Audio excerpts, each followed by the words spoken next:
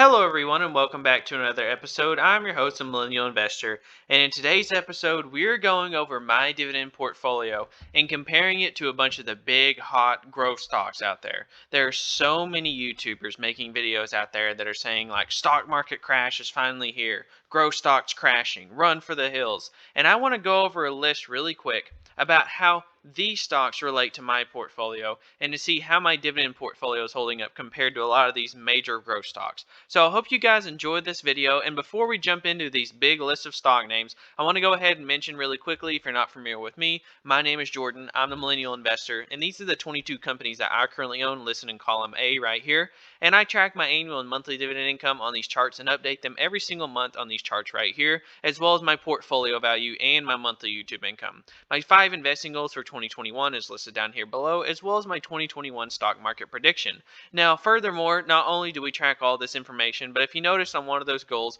one of my goals was to get 150 referrals to M1 Finance, and we are well on track to hit that. If we go over to my Refer and Earn tab through M1 Finance, we have 110 people signed up. So over 100 people signed up, and every single one of them love it. If you use that link that is down below in the description, you get a free $30 just for getting signed up. It is absolutely free to use. It doesn't cost anything out of pocket whatsoever. They have some amazing features, and if you want to see me showcase this in all of my videos, feel free to subscribe and watch some of my future and past videos. But there's other things as well in the description, including auto savings accounts, credit card referrals, and there's also mentoring calls if you want to get help started in the stock market. If you want to get started with investing, that's one of the best ways to do it. But thank you guys for tuning in, and let's go ahead and get started with this list. And I just made a top, I'd say like 20 or 30 stocks that I'd say are most what I'd like to call hype growth stocks. And many of these, some of them are good businesses, and then others are not so good. Many of them are high growth names that only really have a story behind them.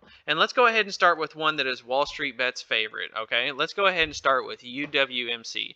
It's a mortgage company that really doesn't have the solid fundamentals that Wall Street Bets proclaims that it has. As you see, this company has a 52-week high of $14.38, and currently today it's sitting almost 50% lower than that at $7.38. Just the other day, it was actually trading in the low $6 range, so over a 50% downturn. Next up, we have another one, which is a very, very popular one on YouTube and among growth investors, and it is Palantir Technologies. Now, this is a company that does have some solid fundamentals, a great business model, but people are pricing it at insane levels. And at one point, just a few months ago, just about 4 or 5 months ago, this company was being priced at $45 a share. And that's even after the little bump up. This company currently trades at $18, well over a 50% downturn. Next up, we have another one, which is a big favorite among cryptocurrency investors, Riot Blockchain. This is a company that has a 52-week high of $79.50. Today, it trades at 26. And the funny thing is, after hours, there's some big news after hours. Actually, right now, this doesn't show after hours charts in M1 Finance. It actually just hit a new low just a couple hours ago at $22 a share. So this company is absolutely plummeting from the high $70 range, almost 80 bucks, to now the low 20s. A big downturn there. And you can see from the chart right there how big of a difference that is. Another one that was really popular among YouTube investors and those that were invested in the electric vehicle space, one that I heard so many people talk about was Workhorse Group. Workhorse Group did have some potential for a UPS contract, but they don't really have any significant revenue, no real profitability, and while they do have some potential, it's definitely a speculative play. And this company has a 52-week high of $43 a share, and today it's trading in the sevens.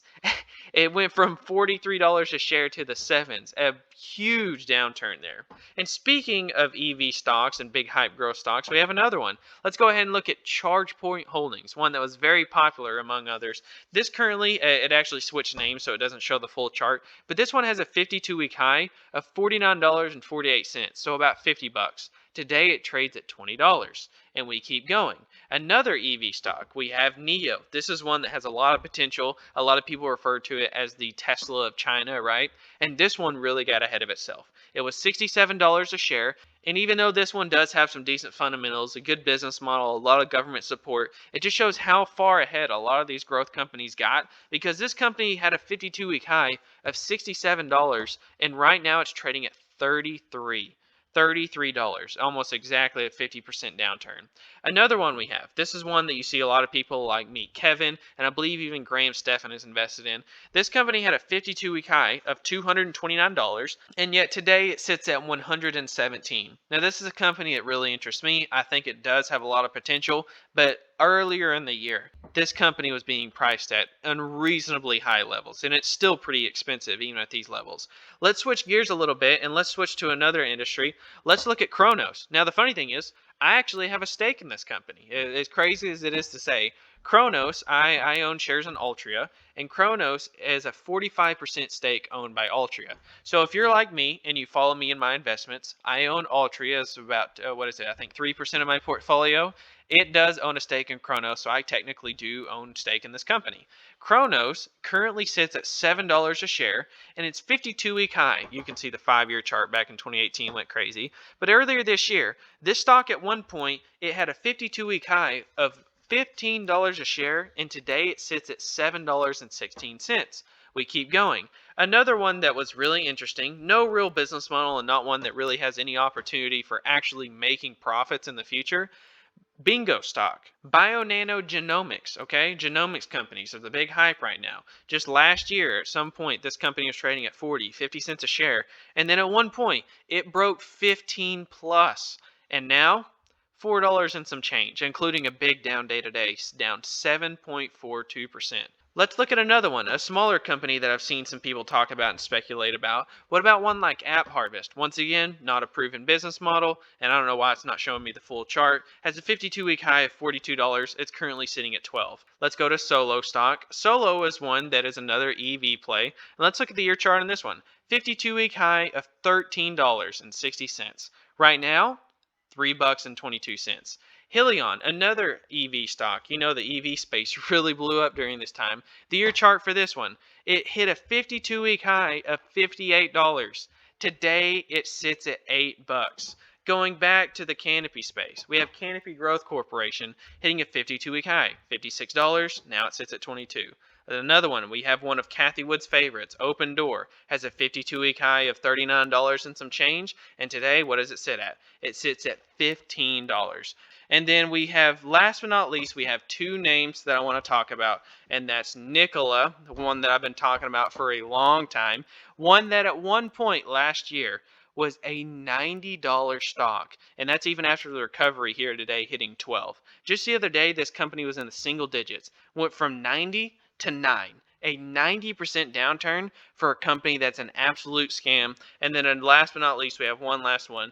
And this is one that I like to talk about because they have basically no real revenue. You're basically going off of a hope and a promise. And I think it's an absolute, I don't want to say joke to invest in because there is opportunity, but you're basically investing on a story. And this is what happens when you invest on a story rather than fundamentals. You will never see a company that has solid fundamentals like Coca-Cola or my largest investment Broadcom or Realty Income like we're about to go over here in a second. A company like Space Stock, Virgin Galactic, is just basically going off of belief of what it could do one day. It might be able to do something, and that's why it went down another 11.2% today.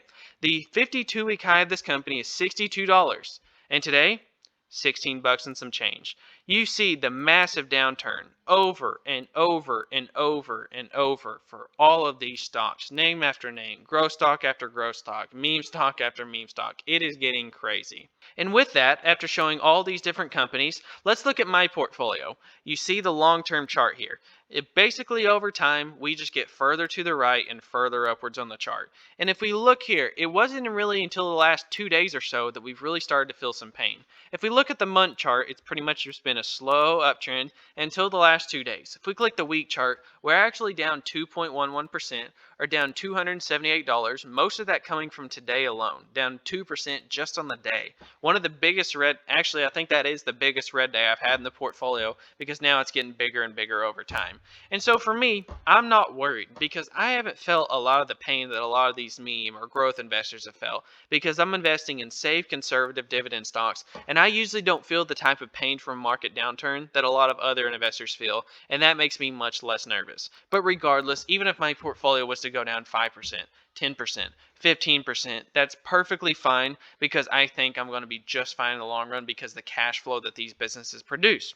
Now, just to give an example of that, I want to go ahead and give an example of a company that produces great cash flows, reinvests back into his business, buys out other businesses as well, and continues to provide excellent return to shareholders. Let's talk about what is tied for the second place for my largest investment in the portfolio. We have Realty Income. Realty Income has a target weighting of 8%, currently makes up 7.5% of my portfolio. We're up $120.16, which is 95 coming from market gain, about 25 coming from earned dividends, and then we have a time weighted return, which I tell you guys I don't really like, but a time weighted return of 28.5%. I own almost 15 shares of the company at an average share price of 58.27, and this company just had some big news come out about a week or two ago, and it is following that downtrend in the market, as you can see. It is finally starting to get hit a little bit after what was otherwise a big run up over these last couple of months. Now, this company on April 29th, I believe was the day they announced it, announced a huge piece of news that they are going to be merging with ticker symbol VER, Ver REIT Incorporated. And now, if you can tell, you can probably see that they announced this April 29th. They went from $41 a share up to 47 and some change. And that is because this is going to benefit both of these companies. And I'm so glad to be a shareholder of Realty Income during a time like this. And it hasn't really reacted to the news yet, but I think this is going to be a good thing for Realty Income for the long-term shareholder, okay? So let's go ahead and jump into the investor relations page for Realty Income and talk about what this is and how this company ended up merging with Ver REIT. Now, Realty Income decided that they're going to be combining the company by giving shares to Ver REIT. They're going to be acquiring Ver REIT by the form of giving Ver REIT shareholders, for every share of ticker symbol VER that they owned, 0.705 of shares of Realty Income will be given to their shareholders. They'll be merging and acquiring all the properties, all the revenue, all the profits that this company produces. Now, here's why that's major. I just want to show some of the bullet points that they put here and talk about why this is great for this company.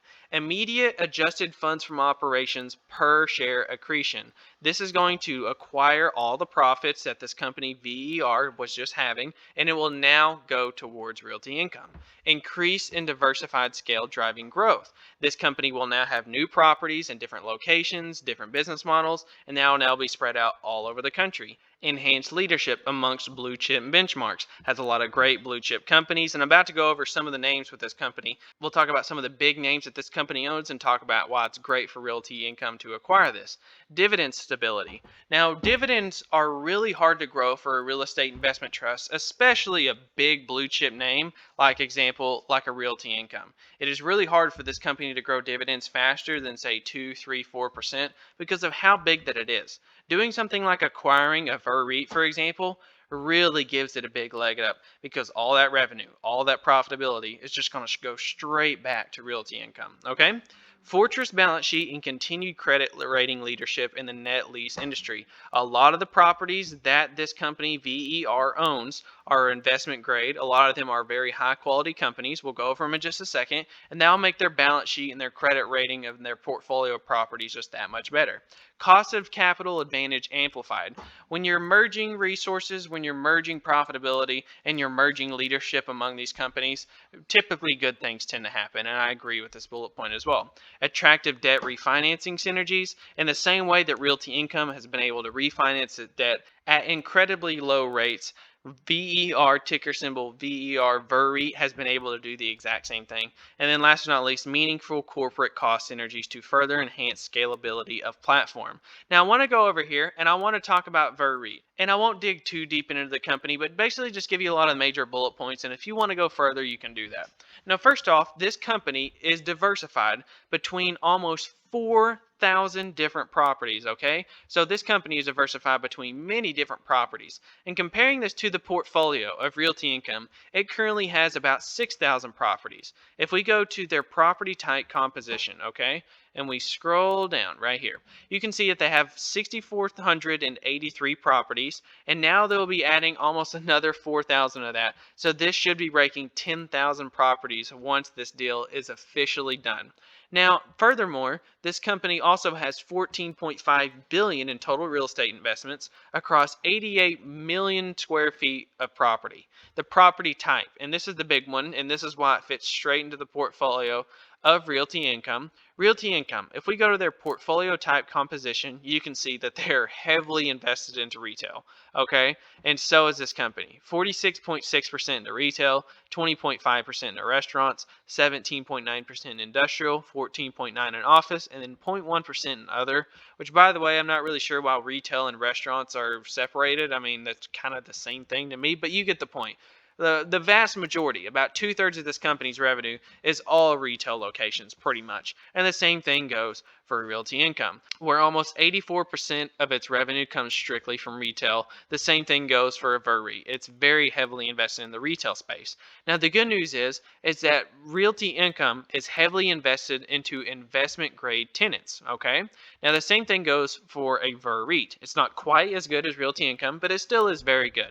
It has 635 different tenants. So not only of its properties, it's not all one or two customers. It's diversified between 600 plus different clients, diversified between 42 different industries.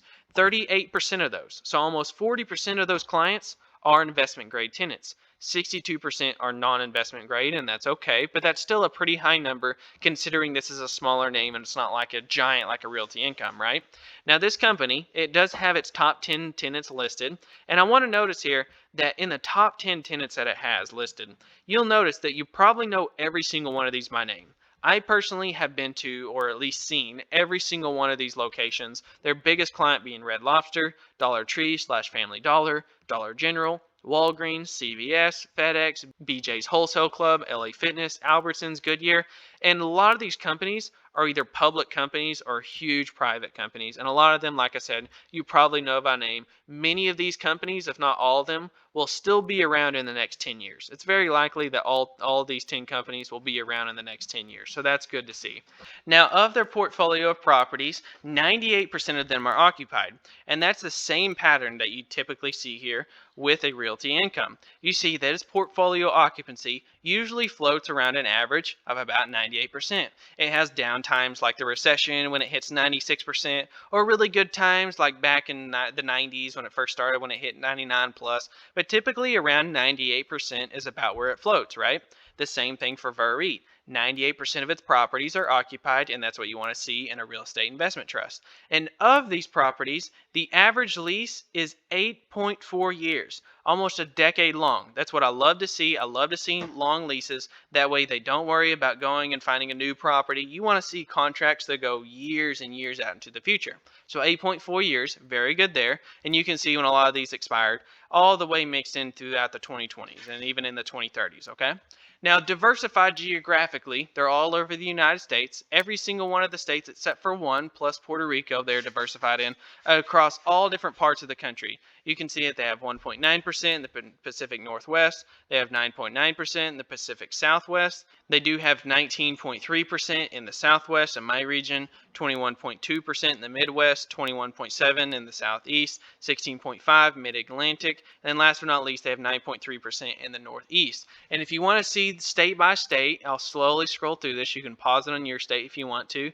I think Florida I saw was their biggest one, if I'm not mistaken, at 251 properties, I think. I think that's their biggest state. So they're really heavily in Florida, and even in my home state, in Oklahoma, they have 83 properties. And believe it or not, they even have some locations that are literally like within a mile of my house, so that's really cool to see. And the same thing goes for Realty Income already. Now, of their top 10 tenants, you can see their investment ratings of Red Lobster, Dollar Tree, Dollar General, Walgreens, CVS, FedEx, BJ's, LA Fitness, Albertsons, and Goodyear. And many of them are decent ratings, but it goes further than that. They have many other different categories as well. But basically, overall, guys, you get the point. This company is diversified triple net lease real estate, just like Realty Income, mostly focused on retail properties with very long occupied lease terms. This company has a great brand name, great brand recognition, a long-term strategy of acquiring more properties, more profits over time, and I think this fits perfectly for a Realty Income shareholder. I think it's a great company that they acquired. And guess what? The incredible management that Realty Income already has, they're now going to have that over these 3,000 plus properties that they're acquiring from Verve. So I think this just gives them more power, more leverage, more financial responsibility, and more just opportunities for shareholders to grow long-term wealth and create value for the long-term shareholders. So if you're investing in Realty Income, I think now is the best time to ever be an investor in the company. And this is just one more reason why I love this company, why it continues to be one of the largest positions in my portfolio. But thank you guys so much for watching. Like I said, if you want to get signed up with M1 Finance or have a mentoring call with me personally and speak to me on the phone one-on-one, you have all those opportunities down below in the description. So go ahead and scroll down and check all that down below. There's so much down below in the description. Just go ahead and check that out. But thank you guys so much for watching. I'll catch you guys next time.